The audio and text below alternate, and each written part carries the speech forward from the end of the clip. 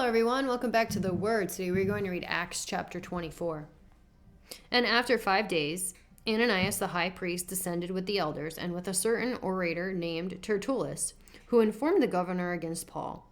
And when he was called forth, Tertullus began to accuse him, saying, "Seeing that by thee we enjoy great quietness, and that very worthy deeds are done unto this nation by thy providence, we accept it always, and in all places, most noble Felix, with all thankfulness. Notwithstanding that I be not further tedious unto thee, I pray thee that thou would hear us of thy clemency a few words. For we have found this man a pestilent fellow, and a mover of sedition among all the Jews throughout the world, and a ringleader of the sect of the Nazarenes, who also have gone about to profane the temple, whom we took, and would have judged according to our law. But the chief captain, Lysias, came upon us, and with great violence took him away out of our hands, commanding his accusers to come unto thee, by examining of whom thyself mayest take knowledge of all these things, whereof we accuse him. And the Jews also assented, saying that these things were so.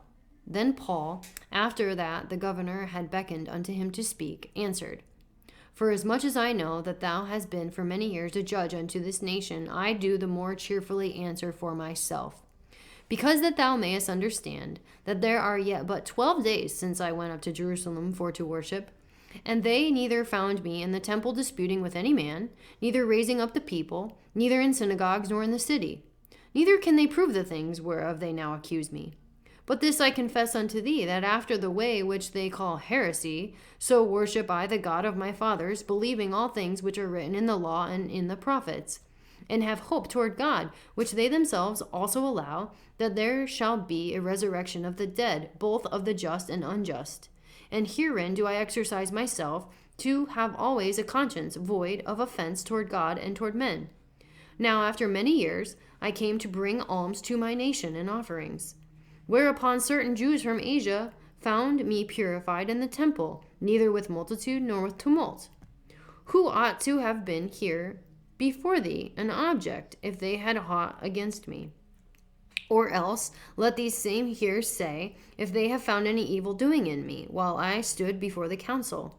Except it be for this one voice that I cried, standing among them, touching the resurrection of the dead, I am called in question by you this day. And when Felix heard these things, having more perfect knowledge of that way, he deferred them, and said, When Lysias the chief captain shall come down, I will know the uttermost of your matter. And he commanded a centurion to keep Paul, and to let him have liberty, and that he should forbid none of his acquaintance to minister or come unto him. And after certain days, when Felix came with his wife Drusilla, which was a Jewess, he sent for Paul, and heard him concerning the faith in Christ. And as he reasoned of righteousness, temperance, and judgment to come, Felix trembled and answered, Go thy way for this time. When I have a convenient season, I will call for thee. He hoped also that money should have been given him of Paul, that he might loose him. Wherefore he sent for him the oftener, and communed with him. But after 2 years, Porcius Festus came unto Felix's room, and Felix, willing to show the Jews a pleasure, left Paul bound. That is the end of Acts chapter 24. Come back next time for Acts chapter 25.